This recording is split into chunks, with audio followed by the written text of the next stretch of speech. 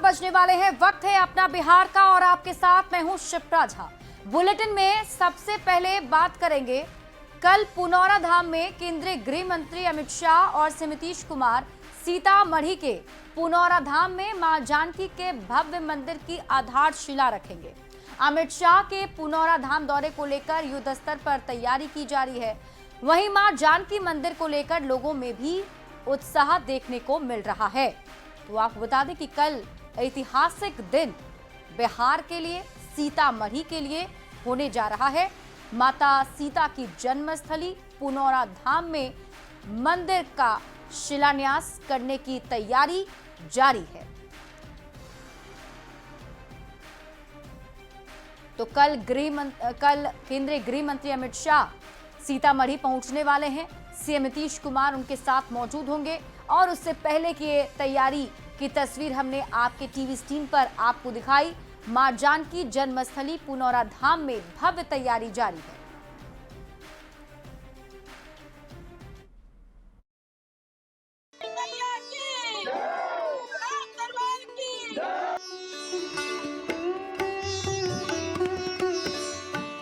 ये तैयारी उस शिलान्यास को भव्य बनाने की है जो सीतामढ़ी के पुनौरा धाम में होने जा रहा है। चारों तरफ मंदिर को विभिन्न तरीकों से सजाया संवारा गया है, विभिन्न तरह की लाइटें लगाई गई है, बाहर से फूलों को मंगाया गया है। अयोध्या में राम जन्मभूमि पर भव्य मंदिर बन चुका है और पूरी अयोध्या नगरी बदल चुकी है। अब बारी है माता सीता की जन्मस्थली माने जाने वाले पुनौरा धाम की। 8 अगस्त को बिहार के मुख्यमंत्री नीतीश कुमार और केंद्रीय गृह मंत्री अमित शाह यहां भव्य मंदिर की आधारशिला रखने वाले हैं। ऑफिसर की प्रतिनियुक्ति की है कि उनकी आवभगत में कोई कमी नहीं हो। पुनौरा धाम में मां जानकी मंदिर 67 एकड़ के परिसर में फैला होगा। नए मंदिर के निर्माण पर 882 करोड़ 87 लाख रुपए खर्च किए जाएंगे। इनमें से पुराने मंदिर के विकास पर 137 करोड़ खर्च होंगे, जबकि 728 करोड़ रुपए पर्यटन संबंधी विकास पर खर्च किए जाएंगे, जबकि 16 करोड़ रखरखाव पर खर्च किए जाएंगे। जानकी मंदिर की ऊंचाई 151 फीट होगी। भव्य दिव्य मंदिर का निर्माण प्रारंभ होने वाला है, जिसका भूमि पूजन और शिलान्यास कार्यक्रम कल पुनौरा धाम सीतामढ़ी में होगा। सरकार ने जो योजना बनाई है उसके तहत पारंपरिक वास्तुकला के अनुरूप एक विशाल और भव्य मंदिर बनाया जाएगा। प्राचीन स्थलों का पुनरुद्धार कर धार्मिक इतिहास से जोड़ने की कोशिश होगी। मंदिर परिसर में चारों तरफ श्रद्धालुओं के लिए प्रवेश द्वार, विश्राम गृह, यज्ञशाला, भोजनालय, ध्यान केंद्र और प्रवचन हॉल का निर्माण होगा। आधुनिक पार्किंग स्थल, चौड़ी सड़कें, स्ट्रीट लाइटिंग और फुटपाथ बनाए जाएंगे। परिसर में होटल, रेस्ट हाउस, संग्रहालय, स्मृति द्वार और स्मारक भवन का निर्माण किया जाएगा। पूरे इलाके में डिजिटल सूचना केंद्र और सुरक्षा कैमरे लगाए जाएंगे। साथ ही मंदिर तक पहुंचने और ठहरने के लिए ट्रांसपोर्ट सुविधाएं सुदृढ़ की जाएंगी। राम मंदिर के बाद अब मां जानकी मंदिर को लेकर लोगों में जबरदस्त उत्साह है और वो पीएम मोदी की जमकर तारीफ कर रहे हैं। पुनौरा धाम हिंदुओं का पवित्र तीर्थ स्थलों में से एक है, जो मिथिला के राजा जनक की बेटी और श्री राम की अर्धांगिनी माता सीता के जन्मस्थल के तौर पर विख्यात है। इसका जिक्र कई धार्मिक और पौराणिक धर्म ग्रंथों में भी है। माना जा रहा है कि विधानसभा चुनाव से पहले माता सीता के मंदिर निर्माण के जरिए हिंदुत्व का संदेश देने की भी कोशिश है, जो हमेशा बीजेपी का चुनावी मुद्दा रहा है। सीतामढ़ी का जानकी मंदिर रामायण सर्किट का अहम पड़ाव है और इसके विकास से बड़ी संख्या में श्रद्धालुओं को सीतामढ़ी आने के लिए प्रोत्साहित किया जा सकता है, जिससे पर्यटन भी बढ़ेगा और रोजगार के नए मौके भी बढ़ेंगे। न्यूज़ 18 के लिए सीतामढ़ी से राकेश रंजन और पटना से शैलेंद्र कुमार के साथ ब्यूरो रिपोर्ट।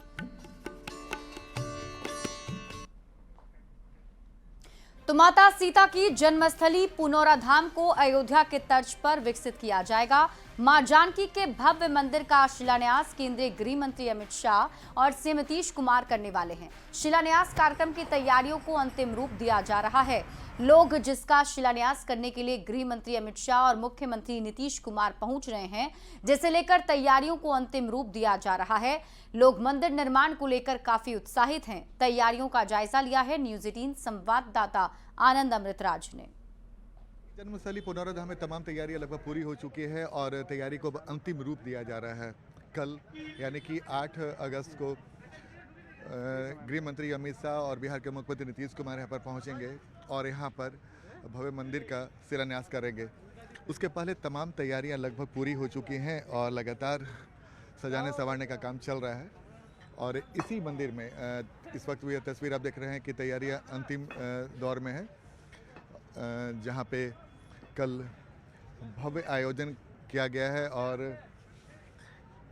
जब केंद्रीय गृह मंत्री अमित शाह और मुख्यमंत्री नीतीश कुमार जब शिलान्यास करेंगे तो वो पल भी काफ़ी अद्भुत होगा। लेकिन इस वक्त हम आपको तस्वीर दिखा रहे हैं पुनौरा धाम की तस्वीर, जहाँ पे माता सीता की भव्य मूर्ति इस वक्त आप देख रहे हैं मंदिर परिसर।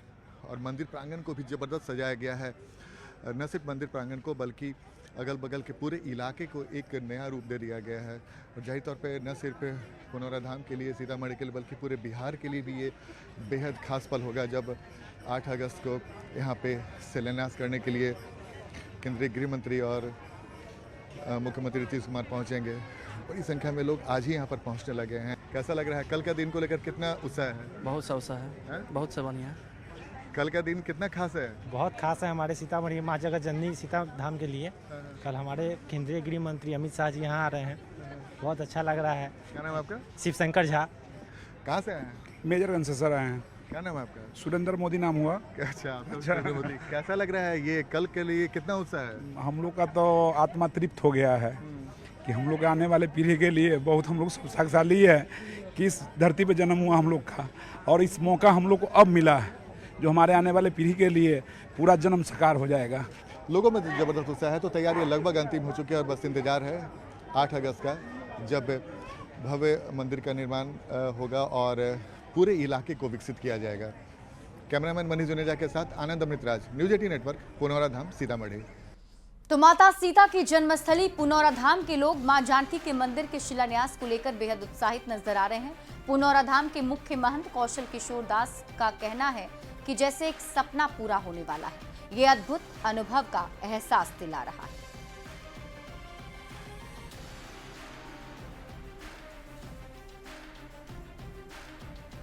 हम पुनौरा धाम में और हमारे साथ बाबा हैं। बाबा, पुनौरा धाम की ख्याति तो देश और विदेश में पहले से ही थी, लेकिन कल का दिन बेहद महत्वपूर्ण हो जाएगा जब यहाँ पे एक भव्य निर्माण होगा। कैसा अनुभव लग रहा है? आपने लंबे समय तक यहाँ गुजारा। बहुत बहुत आनंद आएगा, बहुत बहुत आनंद आएगा। किशोरी जी कृपा, जो जानकी जी जो है ना, पूरे देशवासियों को, मुख्यमंत्री जी को, अमित शाह जी को, नरेंद्र मोदी को, ये तो बड़े बड़े हैं, इन लोग को तो भी आशीर्वाद मिलेगा। बाकी जितने ये करोड़ के करोड़ जो हमारे जो पब्लिक हैं, वो सारे संत को, महंत को, पब्लिक को, माताएं बहनें सबको आनंद आनंद कर देंगे, यानी मंगलमय हो जाएगा।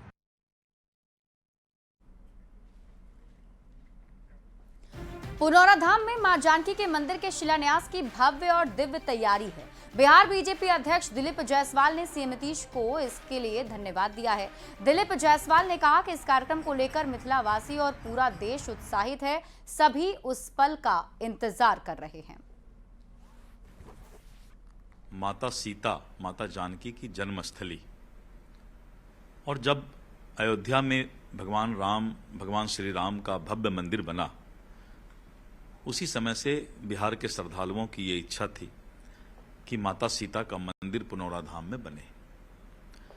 बिहार सरकार को और विशेष करके भारत सरकार के यशस्वी गृह मंत्री श्री अमित शाह जी और बिहार के लोकप्रिय मुख्यमंत्री श्री नीतीश कुमार जी को हम हृदय के गहराइयों से धन्यवाद देते हैं कि माता सीता का जो भव्य मंदिर का शिलान्यास भूमि पूजन कल 8 अगस्त को सीतामढ़ी के धरती पर हो रहा है। पूरा मिथिलावासी, बिहारवासी और देश पलके बिछाए उस समय का इंतजार कर रहे हैं। बुलेटिन में बढ़ेंगे आगे। बिहार में एसटीटी एग्जाम पहले कराने को लेकर प्रदर्शन कर रहे छात्रों पर पुलिस ने लाठीचार्ज किया है। डाक बंगला चौराहे की ओर बढ़ रहे छात्रों को रोकने के लिए पुलिस ने यह कार्रवाई की। शिक्षा मंत्री ने कहा कि पहले से ही 4 लाख से ज्यादा अभ्यर्थी हैं। टीआरई 4 की रिक्तियों को भेजने के बाद एसटीटी एग्जाम कराए जाएंगे और इन्हें टीआरई 4 में हिस्सा लेने का मौका मिलेगा। प्रदर्शन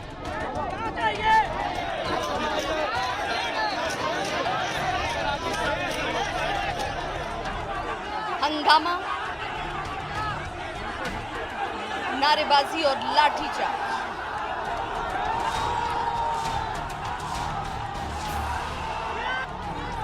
गुरुवार को पटना में कुछ ऐसी तस्वीरें दिखती रहीं।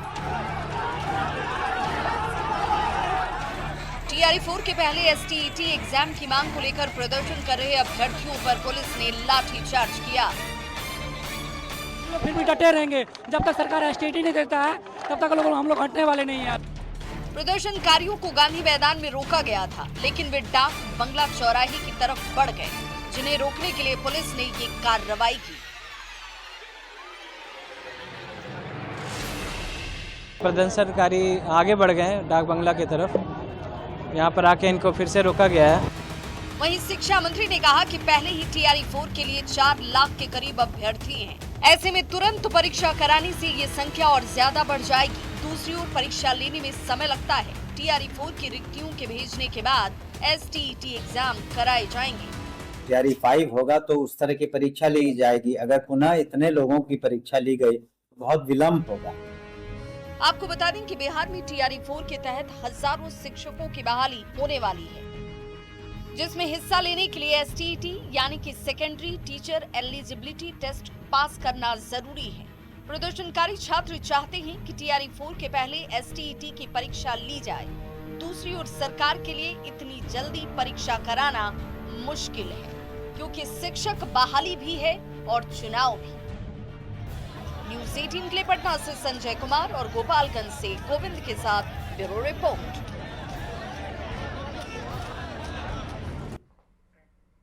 देखिए, शिक्षा मंत्री ने साफ कर दिया है, उन्होंने कहा है कि TRE-5 में इन सभी STET अभ्यर्थी जो प्रदर्शन कर रहे हैं उन्हें मौका मिलेगा, क्योंकि TRE-4 के एग्जाम के लिए अभी वक्त नहीं है। तो ऐसे में शिक्षा मंत्री ने इन लोगों से कहा है कि TRE-5 में इन्हें मौका मिलने वाला है। बढ़ते हैं आगे और बात अगली खबर की कर लेते हैं। 2 अगस्त को अपनी प्रेस कॉन्फ्रेंस में तेजस्वी यादव ने निर्वाचन आयोग पर गंभीर आरोप लगाए थे, जिसके बाद निर्वाचन आयोग ने उनका नाम तो दिखाया ही, इसके साथ ही 2 वोटर कार्ड रखने के मामले में उन्हें नोटिस भी भेज दिया।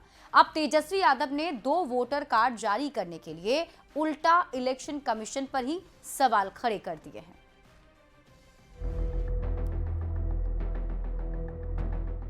तेजस्वी यादव के 2 एपिक नंबर का मामला तूल पकड़ता जा रहा है। निर्वाचन आयोग ने तेजस्वी यादव से उस एपिक नंबर के दस्तावेज को तलब किया है, जिसका जिक्र उन्होंने 2 अगस्त को दी गई प्रेस कॉन्फ्रेंस में किया था। पर तेजस्वी यादव का कहना है कि उन्हें ईसी की तरफ से कोई नोटिस ही नहीं मिला। हाँ, पटना निबंधन कार्यालय से एक नोटिस मिला है, जिसका जवाब दिया जा रहा है। इतना ही नहीं, उन्होंने अपने 2 एपिक नंबर के लिए निर्वाचन आयोग पर ही सवाल खड़े कर दिए। 2 एपिक नंबर जारी किया तो गलती किसकी है? मतलब गलती खुद करे और एक्सप्लेनेशन हमसे मांगे। ये आज तक हुआ है क्या ऐसा? खुद गलती कीजिए और एक्सप्लेनेशन भी हमसे मांगिए। हम तो भाई एक ही जगह ना हमेशा से वोट देते रहे। इधर निर्वाचन आयोग का कहना है कि उसने नेता प्रतिपक्ष को अब तक 2 रिमाइंडर भेज दिए हैं और 8 अगस्त तक जवाब देने की मोहलत दी गई है। साथ ही ये भी कहा कि ड्राफ्ट लिस्ट जारी होने के बाद से अब तक किसी भी राजनीतिक दल ने एक भी दावा या आपत्ति दर्ज नहीं करवाई है। निर्वाचन आयोग के इस बयान पर सियासत भी शुरू हो चुकी है। फंसे तो है Tejashwi Yadav ji 2 voter ID card रखने के मामले में। न तो उन्हें कुछ उगलते बन रहा था और न ही कुछ निगलते। बस अपने व्यक्तिगत इस मुद्दे को महागठबंधन का मसला बनाने पर तुले हैं। नोटिस जारी किया गया था, उस नोटिस का जवाब भी अपने 2 एपिक के मामले में अभी तक नहीं दे पाए हैं। ऐसा लगता है कि संपूर्ण विपक्ष और खासकर तेजस्वी यादव बिहार के लोगों को भरमाना चाहते हैं और बिहार के लोगों को बेवकूफ समझना चाहते हैं। चुनाव से पहले तेजस्वी के 2 एपिक नंबर को लेकर सियासत गर्माती जा रही है। तेजस्वी इलेक्शन कमीशन पर ही दोष का ठीकरा फोड़ रहे हैं, तो एनडीए उन पर जालसाजी और जनता को गुमराह करने का आरोप लगा रहा है। पटना से संवाददाता अमित कुमार और रवि एस नारायण के साथ ब्यूरो रिपोर्ट, न्यूज़ 18। पूर्व विधायक और बाहुबली अनंत सिंह ने तेजस्वी यादव को एक बड़ी चुनौती दे दी है। उन्होंने कहा है कि तेजस्वी यादव जहां से चुनाव लड़ेंगे वो वहीं उन्हें हरा देंगे और अगर तेजस्वी यादव ने मोकामा से चुनाव लड़ा तब तो उनकी जमानत भी जब्त हो जाएगी। ये रिपोर्ट देखिए। चले ना, जमानत जब्त करके भेजा देंगे।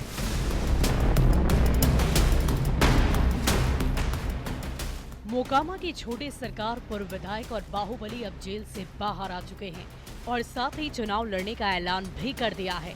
चुनाव जेडीयू से लड़ेंगे ये भी साफ कर दिया है, पर इसके साथ ही उन्होंने तेजस्वी यादव को लेकर एक बवाली बयान दे डाला। उन्होंने कहा कि वो अगर तेजस्वी के सामने चुनावी मैदान में उतर गए तो तेजस्वी की जमानत भी जब्त हो जाएगी। जो है सो जो है, जिसको नाम ले रहे हैं हम नाम नहीं लेवल जानते हैं। ये कुछ है ये नहीं है, विधायकों की सीट ले टेप रहा, कहाँ से लड़े तो जीतते हैं।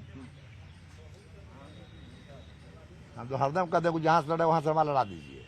तेजस्वी के पटिया लड़ा था ना हमरा। कौन पार्टी से चुनाव लड़ेंगे आप? जेडीयू से? जेडीयू से लड़ेंगे। अगर तेजस्वी के खिलाफ लड़ाएगी जेडीयू तो आप लड़ेंगे चुनाव? एकदम 24 घंटा। जीत आपकी सुनिश्चित होगी या तेजस्वी की?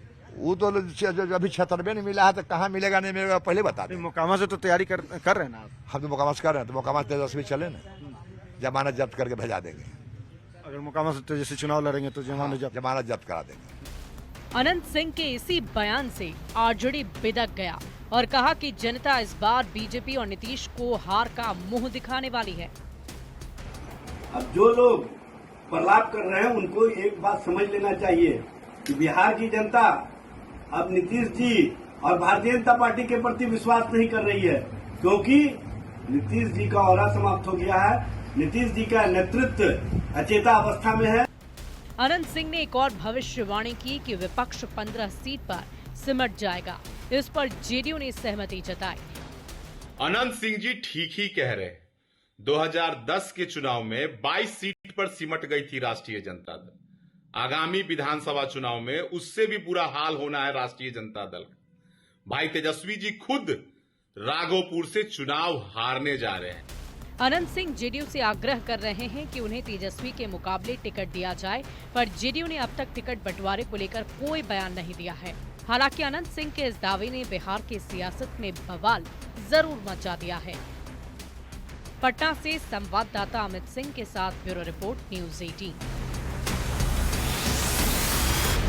बढ़ते हैं आगे। बाढ़ पहुंचने पर मोकामा के पूर्व विधायक अनंत सिंह का कार्यकर्ताओं ने भव्य स्वागत किया। सभी अनंत सिंह जिंदाबाद के नारे लगा रहे थे। बाढ़ के डाक बंगला पर सैकड़ों कार्यकर्ताओं ने पूर्व विधायक को फूल मालों से लाद दिया। अनंत सिंह अपने लाव लश्कर के साथ मोकामा पहुंचे। अनंत सिंह ने अपने समर्थकों से मुलाकात की। अनंत सिंह बुधवार को बेऊर जेल से बाहर निकले थे। अनंत बाबू जिंदाबाद, अनंत बाबू जिंदाबाद,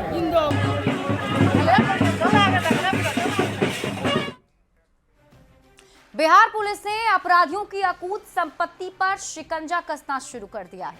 पुलिस ने 1300 कुख्यात अपराधियों की संपत्ति जब्त करने की कार्रवाई भी शुरू कर दी है। इस रिपोर्ट में देखिए।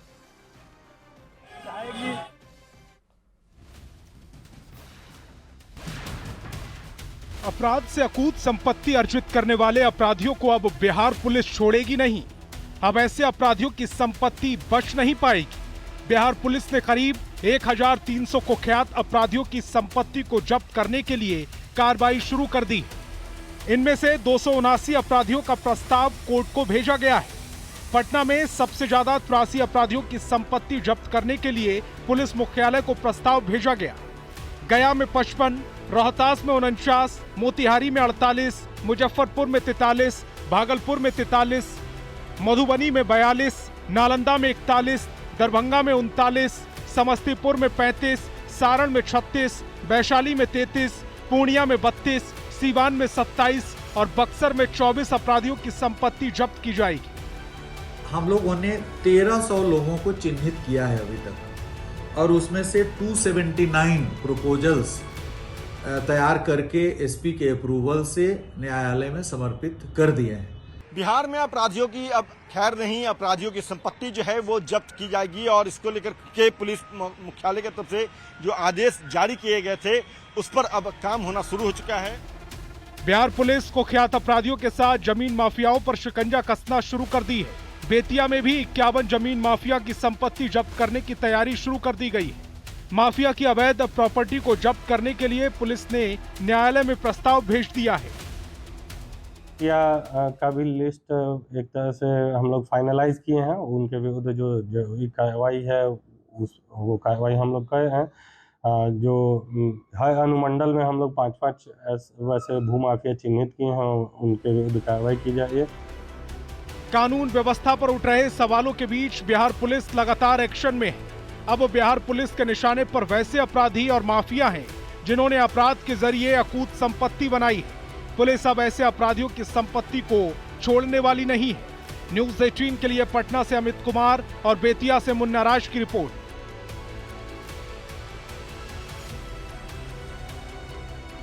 और देखिए, बिहार में भारी बारिश के बाद निचले इलाकों के डूबने का सिलसिला जारी है। लोग बाढ़ की आहत से दहशत में हैं। कई जगहों पर लोग पलायन को मजबूर हो चुके हैं। ये रिपोर्ट देखिए।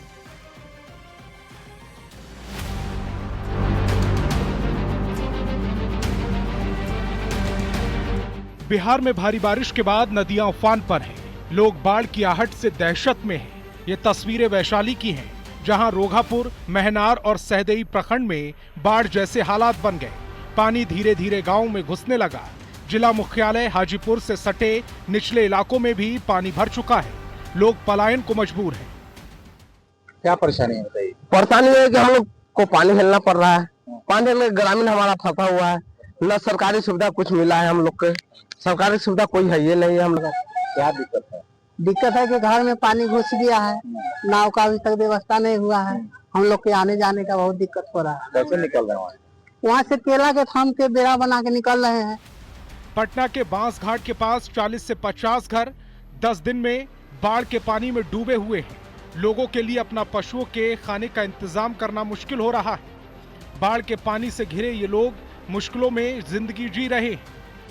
खाने के लिए ठीक से है और जो पशु है उसके चारे के लिए भी यहाँ पर कोई जरूरत नहीं लोग को, मतलब जो मुहैया होनी चाहिए जरूरत वो नहीं हो पा रही है। चाची, कितना दिन से फंसे हुए हैं? 5 दिन से फंसे हुए हैं। 5-6 दिन हो गया। कुछ सरकार सहायता नहीं कर रहा है। नहीं खाने के लिए, नहीं जानवर के कुछ नहीं कर रहा है, तो हम लोग क्या करें? बेगूसराय के बलिया प्रखंड क्षेत्र के दियारा इलाके में बाढ़ का रौद्र रूप देखने को मिल रहा है। एक हफ्ते में दियारा क्षेत्र में बहने वाली गंगा नदी का जलस्तर बढ़ने से स्थिति भयावह हो गई है। भवानंदपुर पंचायत के शिवनगर गांव के लोगों की मुश्किलें सबसे ज्यादा बढ़ी हुई हैं। लोग जान जोखिम में डालकर आने जाने को मजबूर हैं। वहीं मनेर में फौजियों का गांव रतनटोला गंगा की बाढ़ से बुरी तरह प्रभावित हो रहा है। गांव के लोग खुद को सुरक्षित रखने के लिए जुगाड़ नाव का सहारा ले रहे हैं, लेकिन सरकार की कोई मदद यहां अब तक नहीं पहुंच पाई है। नेपाल में हो रही लगातार बारिश का असर अब मोतिहारी में भी दिख रहा है। मोतिहारी से होकर गुजरने वाली बूढ़ी गंडक का जलस्तर लगातार बढ़ रहा है। निचले इलाकों में बाढ़ का खतरा मंडरा रहा है। सुपौल में कोसी नदी का जलस्तर भले ही लगातार घट रहा है, लेकिन तटबंध के भीतर बसे गांव में कटाव की समस्या गंभीर रूप ले रही है। सुपौल के किशनपुर प्रखंड के बेला धीगिया, बेला मोहजा और सियनपुर गांव के लोग इस समय कटाव का दंश झेल रहे हैं। मुजफ्फरपुर में भी नदियों ने रौद्र रूप धारण कर लिया है। सरैया से होकर गुजरने वाली नारायणी गंडक का जलस्तर काफी बढ़ गया। तेज बहाव से कई जगहों पर कटाव से लोग दहशत में हैं। आपदा प्रबंधन विभाग की तरफ से बांध के मरम्मत का काम जारी है। स्थिति बहुत भयावह थी, है ना। बहुत सवेरे 9 बजे से स्थिति गंभीर बनती जा रही थी और लोग धीरे धीरे मालूम हुआ यहाँ पर आया और दहशत देखकर मरम्मत जो है वो चल रही है। हाँ, अब मरम्मत चल रही है, लेकिन 12 बजे 11 बजे रात में बहुत स्थिति भयावह थी। बिहार में भारी बारिश के बाद बाढ़ की आहट साफ दिख रही है। भारी बारिश के बाद हालात बिगड़ गए हैं। निचले इलाकों में पानी भरने के बाद लोग दहशत में जी रहे हैं। Bureau report, news 18। जेडीयू सांसद संजय झा ने सोशल मीडिया एक्स पर पोस्ट कर बिहार में चल रहे रेल प्रोजेक्ट के लिए रेल मंत्री अश्विनी वैष्णव का आभार जताया है। संजय झा ने पोस्ट में लिखा है कि बिहार में रेलवे की 1,01,663 करोड़ की योजनाओं पर काम चल रहा है। बिहार में रेलवे की सेवाओं के विकास और विस्तार पर विशेष ध्यान दिया जा रहा है। रेल बजट में बिहार के लिए रिकॉर्ड 10,066 करोड़ का प्रावधान करने, सीतामढ़ी दिल्ली के बीच अमृत भारत ट्रेन चलाने के लिए माननीय रेल मंत्री अश्विनी वैष्णव जी का हृदय से आभार। हमें विश्वास है कि पीएम नरेंद्र मोदी और नीतीश कुमार के कुशल नेतृत्व में डबल इंजन सरकार 5 वर्षों में बिहार को देश के शीर्ष 10 राज्यों में शामिल कराएगी। तो ये पोस्ट उनकी तरफ से किया गया है। बढ़ते हैं आगे और इस बीच बड़ी खबर आपको पटना से बताते हैं। मुख्यमंत्री नीतीश कुमार ने बिहार संग्रहालय बिएनाले 2025 का उद्घाटन किया है। बिहार संग्रहालय में आयोजित कार्यक्रम में सीएम ने उद्घाटन किया। इस दौरान उप मुख्यमंत्री सम्राट चौधरी, विजय सिन्हा सहित सरकार के अन्य मंत्री और अधिकारी भी शामिल हुए। तो बड़ी खबर आपको पटना से बता रहे हैं। बिहार संग्रहालय बिएनाले का उद्घाटन सीएम नीतीश कुमार ने किया है। डिप्टी सीएम सम्राट चौधरी और विजय सिन्हा उनके साथ मौजूद हैं। ये तस्वीरें आपके टीवी स्क्रीन पर आपको दिखा रहे हैं। मुख्यमंत्री नीतीश कुमार की ये तस्वीर आप देखिए जब वो बिहार संग्रहालय में मौजूद थे। उन्होंने यहाँ पर फीता काटकर बिएनाले का उद्घाटन किया और उनके साथ दोनों ही डिप्टी सीएम के साथ ही मंत्री विजय चौधरी भी मौजूद रहे। और ये तस्वीर आपके टीवी स्क्रीन पर आपको दिखा रहे हैं। और सुपौल से आपको इस वक्त की बड़ी खबर बताते हैं। कंटेनर से 2,907 लीटर विदेशी शराब बरामद हुआ है। कुरकुरे के कार्टन के नीचे शराब मिली है। 50 लाख इसकी कीमत बताई जा रही है। मौके से 2 शराब तस्कर को भी गिरफ्तार किया गया। जदिया त्रिवेणीगंज मार्ग पर वाहन चेकिंग के दौरान ये सफलता मिली है। जानकारी के मुताबिक हरियाणा से बिहार शराब की खेप लाई जा रही थी। टीम के द्वारा वाहन चेकिंग किया गया और इसी बीच एक संदिग्ध अवस्था में कुछ कंटेनर को रोका गया और उसका विधिवत तलाशी किया गया। उस पर पुलिस को 323 कार्टन में जो है 2,907 लीटर विदेशी शराब बरामद किया गया है। इस पे 2 लोग को गिरफ्तार कर लिया है। एक श्याम सिंह है जो राजस्थान का रहने वाला है और दूसरा मनीष कुमार है जो मधेपुरा का रहने वाला है। और अब आगे देखिए जोहार झारखंड। जानकी का मंदिर निर्माण